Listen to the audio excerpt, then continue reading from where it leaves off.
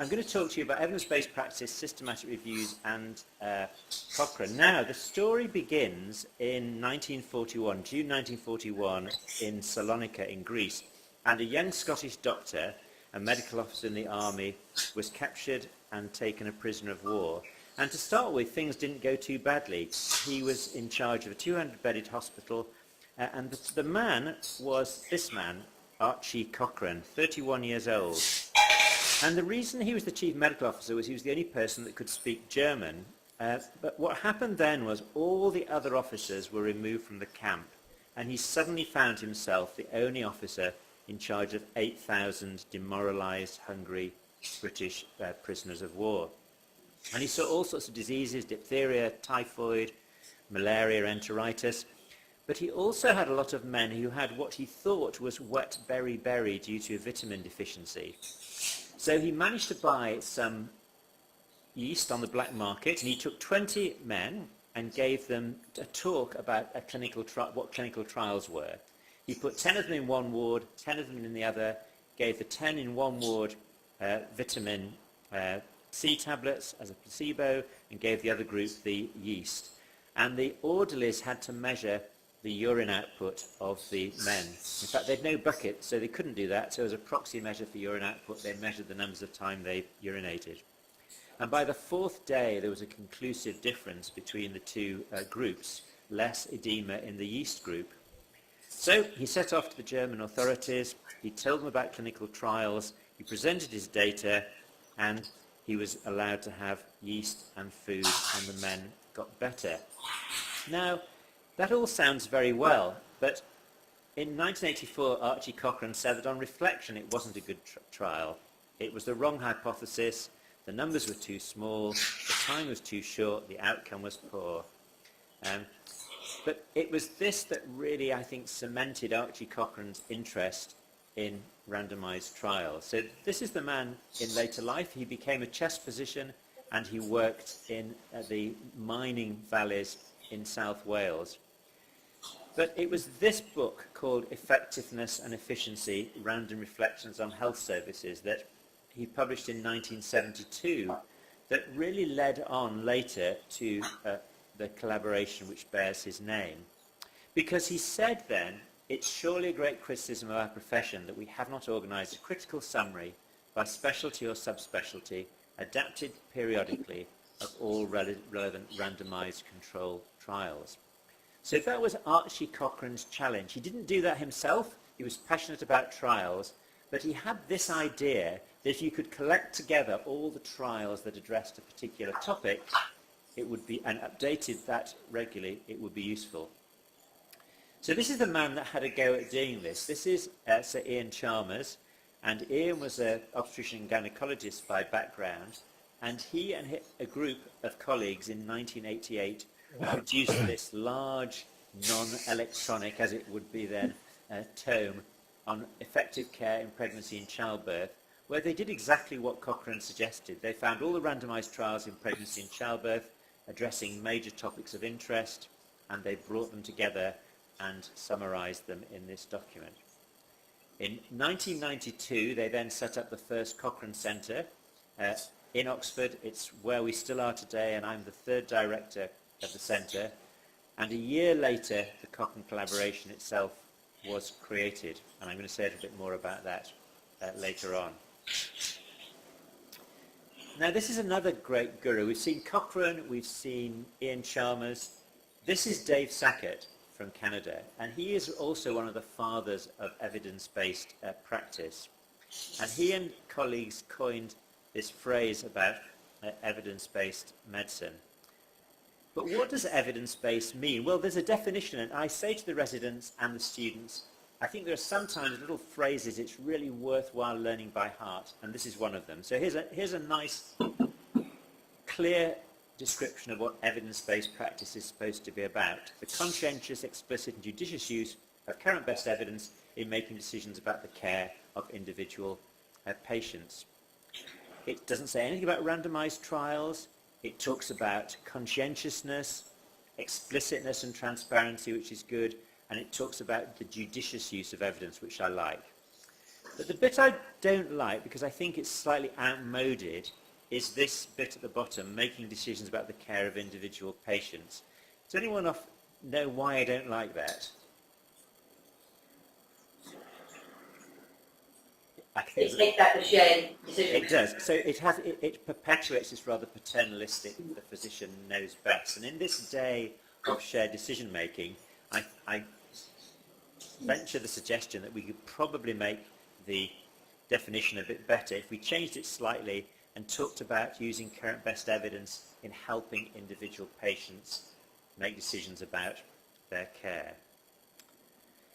So let's go back to this first bit. What is current best evidence? Well, there's a whole list of things here that I think we'd agree it had to be up-to-date, relevant, comprehensive, reliable, unbiased, easy to use and access. But where do we find this best evidence? What sort of evidence are we looking for? Well, at the end of the day, we are looking, if possible, but clearly not always, for evidence from trials and preferably randomized trials, solely because these are the study type that are most likely to give an unbiased result and be closest to the truth, if we can have such a thing. And the important thing when we're looking for this evidence is that we do it in a scientifically rigorous way. This is an old quote now from Cindy Mulrow. I think actually worked in San Francisco at one point. But current medical reviews do not routinely use scientific methods to identify, assess and synthesize information. That is definitely true. I suspect that I'm not the only person in this room who, as a young resident, was asked to write a review article, and having gone to a lot of trouble to get photocopies of the papers, because that's what we had to do in those days, I was darn sure I wanted to include those articles cite them in my review, whether they were good or bad, because that's just what you did in those days. It was a very unscientific process. So as a scientist, one of the things that attracted me to this whole business of systematic reviews was the application of a scientific process to the review process itself. So here's another little epithet that you might want to memorize. If someone says, what's a systematic review? Very simply, a systematic review attempts to locate, appraise and synthesize evidence from scientific studies that meets certain criteria and that follows a scientific plan. The key things are the bullet points, though. Systematic reviews are about using a transparent scientific process to locate, appraise, and then synthesize the evidence. But when you're doing a systematic review, you have to know what the pre-specified criteria are. In other words, you have to know what your question is. And the longer I go on in this business, the more I realize that the beginning of this process is so important. If you get the question right, there's a realistic chance you'll get an answer that's useful.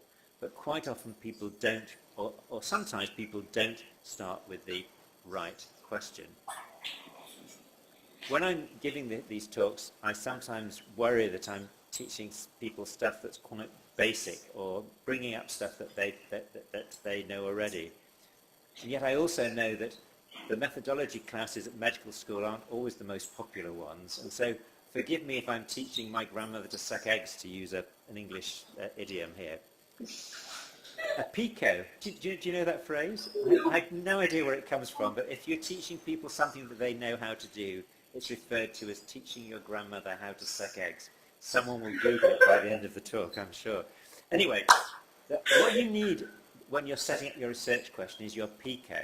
So much revolves around the pico of a question when you're doing a systematic review or any sort of evidence synthesis, because you're going to locate, appraise and synthesize the evidence that addresses this particular set of data. So what sort of patients, having what sort of intervention, with what sort of comparison, and with what outcomes. So for example, if you were looking at a question about tonsillectomy, we would be perhaps looking at the effectiveness of tonsillectomy in children with recurrent tonsillitis and or sore throat, and asking the question, is tonsillectomy better than watchful waiting in reducing the number of sore throat episodes? Now, that's not the only question you can ask about the effectiveness of tonsillectomy. You can ask about the effectiveness of tonsillectomy in children with obstructive sleep apnea, comparing tonsillectomy with something else. and the outcomes could be better sleep patterns or neurocognitive outcomes or whatever they might be. But it's just critical that you get each of these elements correct. Now, this is an ENT example, but let's imagine here this. Should I take an aspirin every day now I'm 60? Participant, 60-year-old man, intervention aspirin, comparison no aspirin, outcomes, death, myocardial infarction, stroke, and side effects. But what you have to ask yourself here is easy sometimes to think of these things without thinking who the outcomes are most important to. What matters most to one person might be not what matters most to somebody else. So going back to the generic thing here, what sort of people are we going to look for in the study? So bearing in mind when we're doing the systematic review, we're looking for studies, randomized trials that address this question. So what sort of people do we want to see in the studies? Do we want to see children with obstructive sleep apnea or children with recurrent sore throats? If we want to see trials of children with recurrent sore throats, how many sore throats do they need to have had to be in the studies? That's the sort of important question. Interventions, of course, it might be drug, might be some other sort of treatment, but over what time course? It's very easy to get this wrong. In comparison, in some cases, of course, in drug trials, it might be placebo, but often in surgical interventions or with new techniques, we're talking about whatever the standard care is for that particular situation. This is particularly important when, of course, what happens if we don't do anything. In ENT, it seems to me we have a lot of conditions where nature takes its course and people get better. People get better from recurrent sore throats and tonsillitis. They get better from glue ear. Many children get better from glue ear. Patients with Meniere's disease get better. Of course, we have disorders where patients inexorably get worse, but we have a lot of conditions where people get better spontaneously. And when we're looking at outcomes, what outcomes are we interested in? We need to be interested in positive outcomes, but we always must be interested in negative outcomes and adverse effects. And at what time point? You know, don't you, that oftentimes trials will evaluate patients far too soon after the intervention to be meaningful in any practical sense. So time points are very important. And then whatever it is we're measuring as an outcome, how are we going to measure it? What tools do we have to measure it? And then finally, this thing I mentioned, minimally clinically important effect. This is really important. I still see many trials where people record outcomes on scales, and there'll be a 100-point scale, and they'll say there was a statistically significant improvement in X number of points on the scale. But that begs the question, how many points on the scale are meaningful? If you're on a 100-point scale and the average improvement is half a point, I ask you, is that ever likely to be worthwhile? If it's 80 points, that sounds good. So the minimally important difference is somewhere between a half and 80, but what is it in fact? And it's clearly going to vary, but there are lots of areas in research areas here where ENT could be catching up with other specialties. We can do better at producing core outcome sets, and I'll mention this later on. We can do better at working out how we're measuring things, and we can particularly do work on trying to define minimally clinically important effects. But with the caveat that sometimes the size of an outcome for what is worthwhile for one patient, but not necessarily worthwhile for all patients. So let me just digress for a moment and tell you why I think systematic reviews are important. But I'm going to do a second digression, if you can digress from a digression here, with these things. We call them dice in England. I think you call them die. Let's imagine we take one of these die and we throw it. What are the odds of throwing a 6? Now, I've thrown this question out to sort of audiences over the years, and if anyone wants to shout out an answer, feel free to shout one out, but I'm not going to push you. 1 in 6. Yeah, okay, so 1 in 6 is the thing I heard first. That's the answer I always get. I assumed it would be. Yeah, it is. So people always say the odds of throwing a 6 are 1 in 6. And that's what I hope you're going to say, because that's not the right answer. Exactly. You're on the ball here. And the way to remember it is that think of horse racing.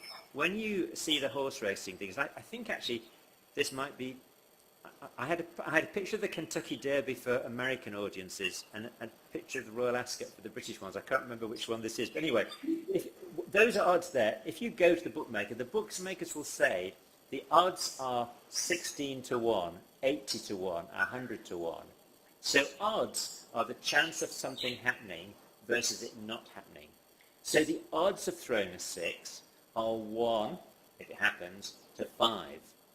The risk of throwing a 6, the chance of throwing a 6 is 1 in 6, but the odds of throwing a 6 are 1 to 5.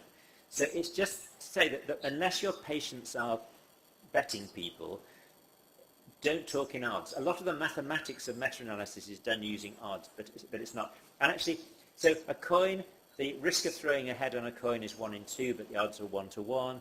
A die we've just been talking about.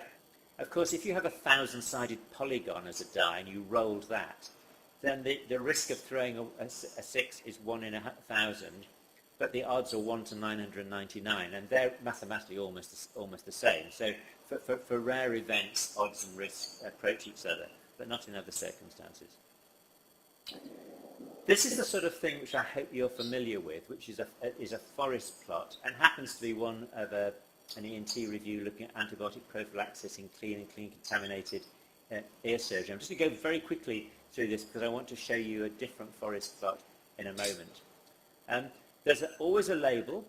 These forest plots that you're seeing, by the way, are produced by software called RevMan, which is available. Cochrane developed it, and it's available free, and people use it for all their reviews.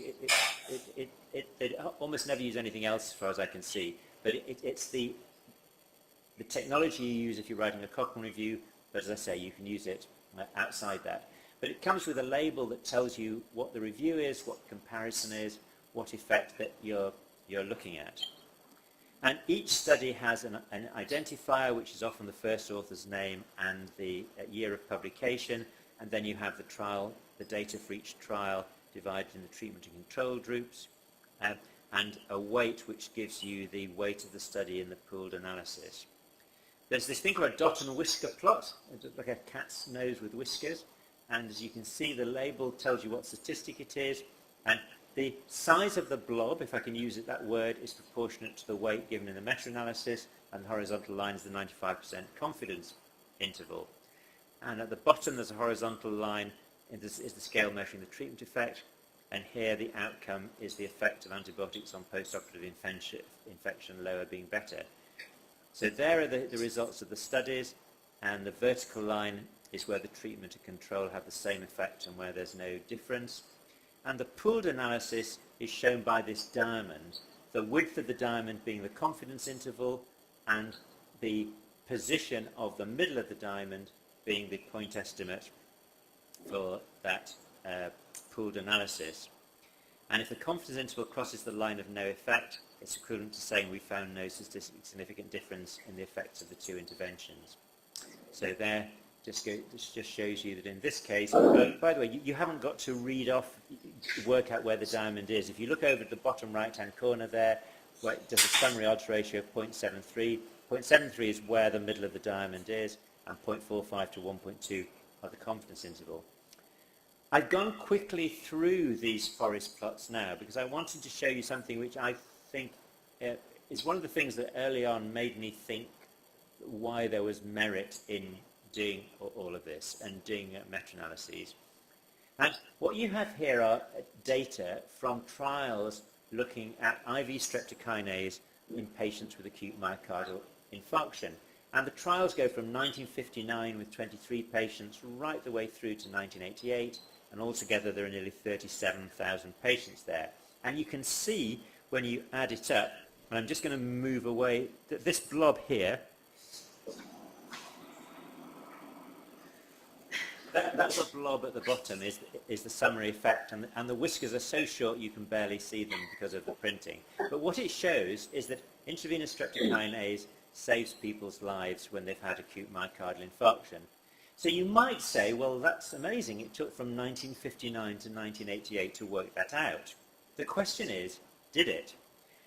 In the next slide, on the right, I'm going to expand that middle area. So we're going to expand the area between 0.5 and 2 on the right-hand side.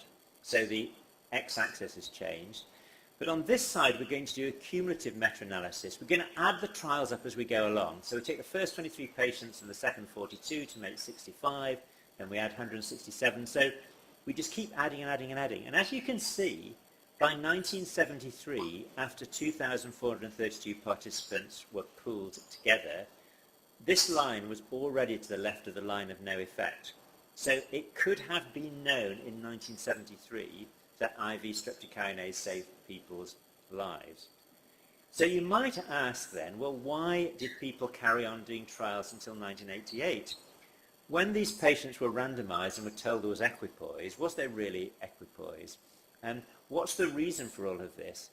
You can think of some, it's hard to think of good reasons, it's quite easy to think of sort of bad reasons. I mean, the whole research career is built and lots of air miles in these people reporting these conferences in this time.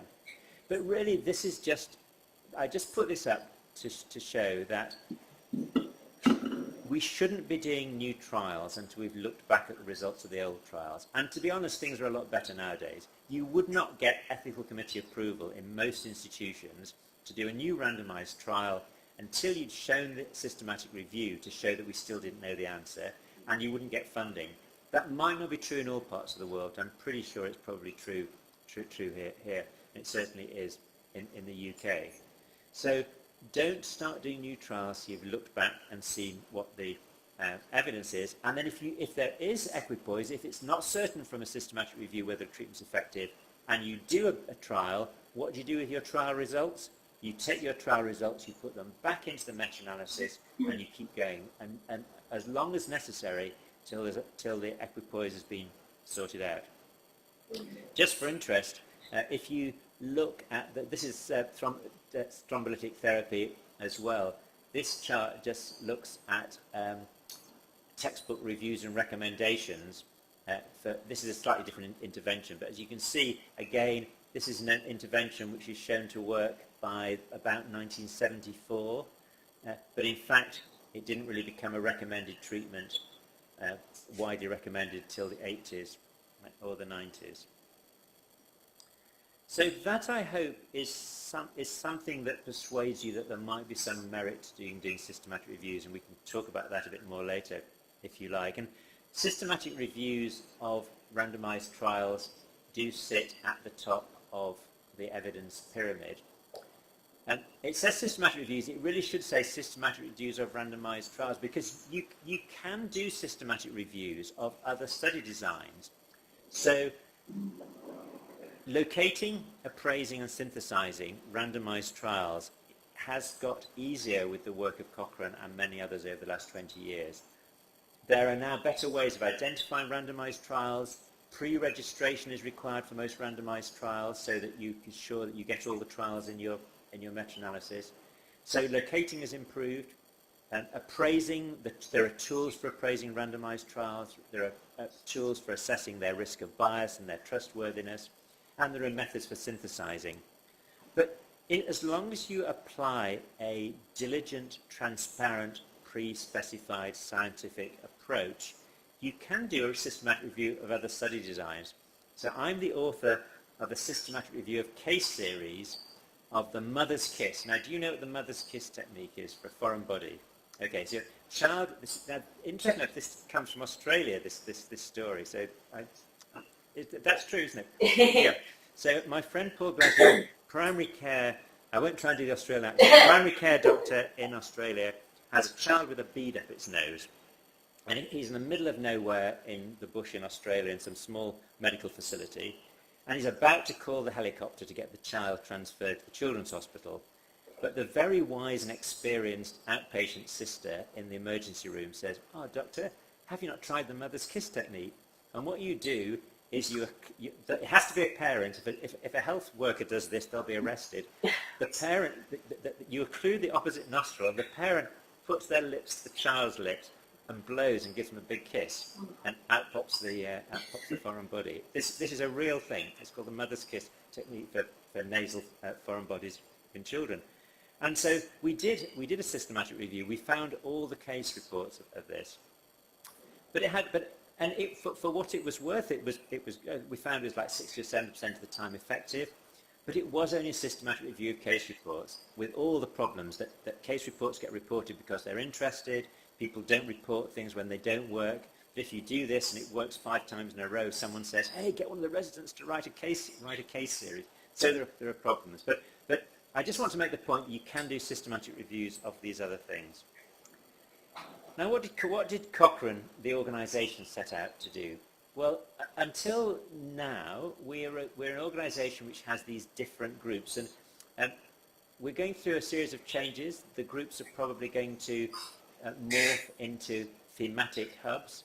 But the original group was the pregnancy and childbirth group because that was built on the work of Ian Chalmers. That's the big purple blob at the bottom. We're just above that. But you can see there are about 52 groups here. A slightly sort of random set of things, I have to say. And one of the things, again, that Cochrane hopes to do is to make the organisation a bit clearer, because these are 52 groups that really started because 52 enthusiastic people went to see Ian Chalmers and said, can we start a group? I was appointed to the faculty in Oxford. I've been there about 6 months. I heard about Cochrane.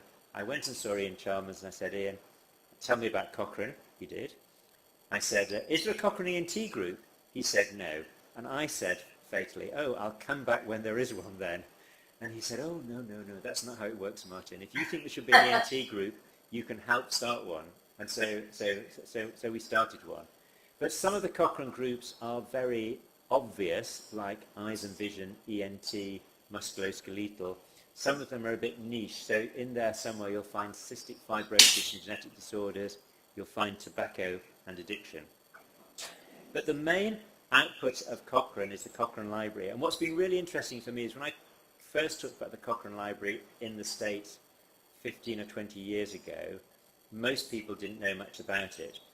I think in ENT, people did know about it quite early, and I have to pay tribute to my colleague Rich Rosenfeld, who was the editor of the White Journal, and while he was editor of the White Journal, we had a Cochrane Corner. I'm going to give a talk with Rich at the Academy meeting on Monday, and we've been doing that session for probably 20 years at the Academy meeting. So I do think the American Academy of Otolaryngology, of all the academies, has been familiar with Cochrane more than many other specialties. But now, after all these years, we have noticed that when we're talking to physicians or other sorts of allied health professionals, nurses, midwives in the States, many people do know about Cochrane and use the Cochrane Library. It's still not that easy to get it here. In the UK and in many European countries and in Australia, the governments have bought a national subscription. So if your IP address is in that country, you can access it all for free. But actually, here, you have to get it through an institutional subscription, but I'm sure you have one in Stanford, so you can get it. And the library has in the past just published standard Cochrane intervention reviews, and we're also now doing prognosis reviews and diagnostic test reviews as well. We're hoping in the future to expand to other sorts of evidence synthesis products. If I'm being completely honest, I think Cochrane has carried on producing what are often regarded as gold standard reviews and can be very long reviews, and we did lead the world in that. The rest of the world has caught up, and there are lots of people now producing other types of evidence synthesis product, some with very high degrees of rigour and some not. But our response to that as an organisation is that we're hoping to diversify the sort of evidence products that you see in the Cochrane Library.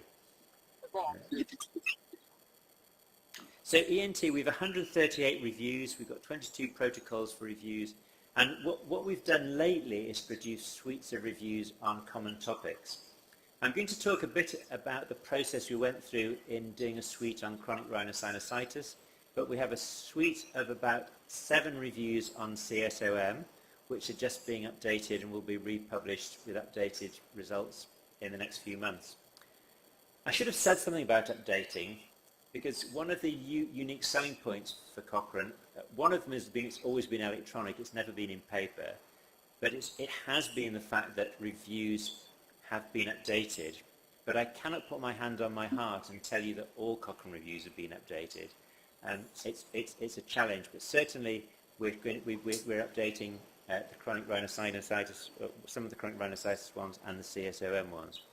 Of course, you only need to update things when there's new evidence that comes to bear on the particular topic. Before we go on to some of these other things, though, just to show you some of the other products, Cochrane, through its website, so at Cochrane UK, we produce blogs and tweets based on Cochrane reviews and on things like this. We have a thing called Evidently Cochrane, and we write material for patients. Here are a few that we did a few weeks. Some of these blogs are written by patients. We've also been trying to produce infographics, because we know that people prefer these to having to read long and wordy documents, and we're trying to produce things called blog shots as well. The challenge for us here, though, is that there's a sort of sense of reductio ad absurdum if you're not careful. You can reduce the message so much that actually you lose the nuances of the message, and it's important, obviously, not to do that. We also engage with a lot of other allied health professionals and students. I have to say, again, another thing I've seen very much over the last 15 or 20 years is that so much medical output was designed specifically for physicians and a different sort of output for other allied health professions, whereas now, perfectly rightly, it's the same material for everybody. But we've really made a point in Cochrane UK of trying to support our colleagues in the nursing and midwifery communities, because doctors are pretty well served for this sort of material. They can access it. There are companies and organisations that push it out to them, and they're often trained in reading it. But we'd like to help our colleagues. The other thing that we started is a thing called Students for Best Evidence, where we have medical students, and any students here or in this institution that want to get involved, they can just check out the website and get involved. But students themselves write blogs and articles. So one of the most popular articles here has been something about a student wrote a student's view on p-values. So it's a nice, easy to read article on p-values. And so these, if people are interested, these are the sorts of things that can be done. So the last thing I want to just talk about, spend a bit of time talking about how at this new approach we've got to prioritising suites of systematic reviews. This is germane, I think, to academic departments as well, because there are still plenty of areas in otolaryngology where it would be really good to have a suite of systematic reviews. And it's not straightforward doing this. One of the other great changes that's happening in Cochrane, and I think not before its time, is that we are moving from a situation where Cochrane would accept almost anybody to be a systematic reviewer. It would pour hours and hours and hours of support into that person or that team, and then many months or years later, then after much pain, tears and bloodshed, a review would be published. That model just doesn't work anymore, because you wouldn't ask a layperson to have a quick go at doing a polymerase chain reaction, would you? You wouldn't do it. Well, systematic reviewing is tricky and difficult. So there's now a cadre of professional systematic reviewers out there in the world, and actually, so a department would have some interested clinicians, professional systematic reviewers, a methodologist, and that professional team, working if necessary with methodologists in Cochrane, would then be able to do a suite of systematic reviews like these ones we've done. In fact, so the Cochrane ENT group sits in the Department of Surgery in our department, and so these things have come out. Although they've been multi-author teams with colleagues from different universities, it's been part of our academic output. So we used to prioritise in a very sort of ad hoc sort of way, saying what do we think is the most important topic. but we realized that we needed to be more focused, and a funder particularly asked us to do some work on chronic rhinosinusitis. They said they were thinking about funding some trials in the treatment of CRS, but before that they wanted a set of systematic reviews on CRS. So our response was, we thought we could probably do that, but we wanted a couple of months to go through a scoping process where we would try and work out how big a task would this be, how many reviews would we be talking about, what would the topics be. And what we hoped would come out of this at the end of the 2 months would be a list of all the potential reviews in a priority order. Because, as you'll see, there are loads of things you could look at in chronic rhinosinusitis, but the key question is, what are the most important questions, and what are the questions that are most likely to be answered by randomized controlled trials? So we had a look at the clinical need for the review. We had a look at the epidemiology and the burden of disease, and that was particularly UK focused because of the funders. And then we tried to make as comprehensive a list as we could of the interventions that were out there. So these are the sorts of things that we had on our list, and you'll recognize this. Interestingly, as I was saying when I spoke to the residents earlier, endoscopic sinus surgery and their open approaches to the sinuses rarely used. As a trainee, I was taught you should never operate on a sinus ostium because it would scar up and they would never be the same again. So the pendulum has indeed swung completely. I used to love doing Caldwell Luck operations, but that's another story for another day. Anyway, there we are, open approaches, endoscopic sinus surgery, and all these other interventions. We looked at burden of disease, we looked at clinical practice, we looked at how these things might work, and we looked at variation in practice, and there was a European position paper on rhinosinusitis and nasal polyps in 2012, which showed the variation in practice, it showed the variation in antibiotic use and surgery, and that sought us to look out for where we could find the evidence now and work out which areas, on the basis of these considerations, needed up-to-date evidence synthesis. We had actually already got 10 existing Cochrane reviews, but they were rather out of date. So we looked at guidelines and health technology assessment and found where the current evidence was. And it won't surprise you to know that the largest body was on topical steroids, and when we looked at the new things that were coming up, it was clear that in addition to the work we'd done before for the previous reviews, there were lots more abstract to look at. People had been really doing lots of work on steroids, antibiotics, saline irrigation, and these other things. In terms of surgery, we had there was an HTA review looking at this, and again, we had the Cochrane reviews that we'd done previously, which said there was an urgent need for further studies. And these are the other areas that we thought most required up-to-date evidence synthesis. For the reasons I've given here, either things were commonly used or widely used, were thought to be widely adopted because they didn't do any harm, or were regularly prescribed or were purchased over the counter. We wanted to have, here's the point of PICO again, we wanted to be absolutely clear if we're going to do these reviews what our PICO was going to be. And what we decided to do is look at patients with CRS with or without nasal polyps, but excluding these particular things here. And we prioritized our list based on the information I've given you before. So you can see that the common things came at the top of the list here. And then we also thought about the outcomes here. Disease severity as measured by patient-reported symptoms, health-related quality of life, using disease-specific and generic quality of life scores.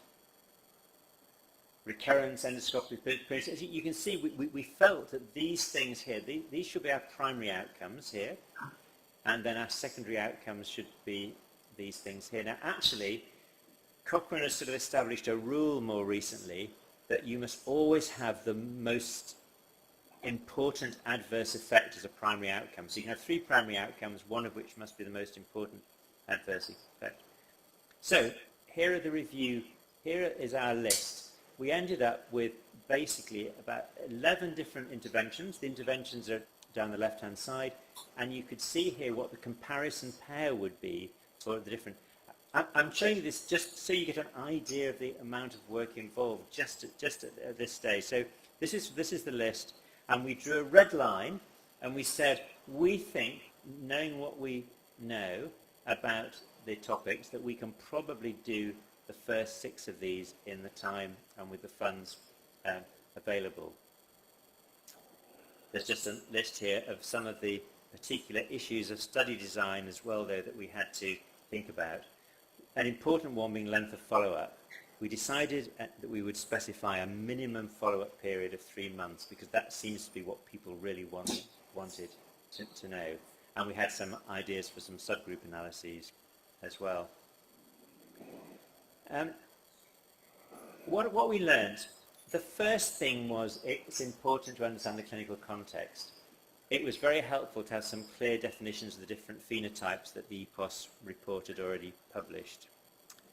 It was very important to collaborate with clinicians to identify the key issues and our target audiences and outcomes. And we engaged with primary and secondary care physicians and with patients. So in the UK, primary care physicians treat a lot of patients on the basis of very limited history, only taking a history in a very limited examination. And there's certainly a prioritisation there of medical over surgical interventions. British patients can't go straight to an otolaryngologist. And we used the results of 2 research prioritisation exercises which had involved patients. One was called Generate, which was looking at different topics within ENT. But one was a project called Outcomes that are most important for patients, public and practitioners. It's really critical that we engage patients at all levels of research, and getting them involved from the very beginning means that you don't end up measuring outcomes that they're not interested in. What patient has ever wanted to know, really, what their acoustic rhinomanometry reading was going to be after the operation? They want to know, is their nose going to be clearer, and are their sinuses going to feel better? We learned that some of the issues about mapping the existing evidence, and it was in that process that we felt we should use a core set of outcomes across all of the reviews. Searching the current research evidence helped us justify the need for the systematic reviews and helped us look at the scale of the task, and prioritisation of clinical importance with patient input. We decided on this whole idea of 3 main outcomes, one being the most common or important effect. And I just felt this whole process of going through the scoping exercise and producing a prioritised list of reviews was in itself helpful. And to cut a long story short, to cut to the chase, these are the reviews that we produce, and they're the reviews that are in the Cochrane Library, and they're very commonly quoted. There was an interesting side effect to this project though. So Claire Hopkins, who's one of the co-authors, one of my colleagues, got very interested in a core outcome set. So a spin-off from this is that she took that away, and there is now a core outcome set for chronic rhinosinusitis trials. So another great benefit of doing this piece of work. You don't just get the set of reviews, but you get a lot of other things there as well.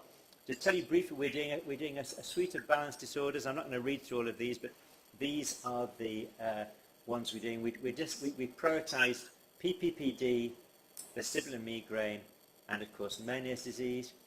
And as those of you at my talk will know, we spelt Meniere's surname the way he spelt it when he signed his own name, unlike his family, who put another accent on the first D on his tombstone, and therefore confused everybody for generations to come.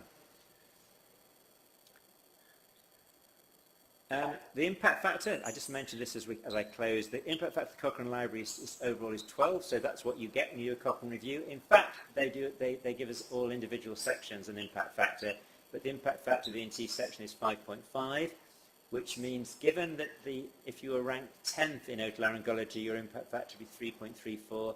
I think we're probably second or third. I don't know what the other 9 are, but we're a little bit behind JAMA, otolaryngology, head and neck surgery, but we're certainly in the top 9. We're between second and 8th, second and 9th inclusive, so that's good. And if you want to know the ones that we actually are in this period of being most looked at, it won't surprise you to know that we did a pair, the first and the third one, looking at antimicrobial mouthwashes and nasal sprays for patients and to protect health workers in COVID. Those are our two most, those are common. In fact, actually, the first three are all of our COVID ones. It doesn't have to be scientifically sort of sexy, does it, to be popular? Eardrops for removal of earwax. That's one of my things. I'm the wax king as far as Cochran is concerned. And I do like it. It's very satisfying taking wax out of patients' ears, isn't it? Even when you're a professor, it is. Anyway, I leave that with you. I'm going to stop there. But it's been really interesting to be here, and thank you for having me. And I'm happy to take questions. And if anyone's interested in what we do or wants any more information, just grab me. Thanks.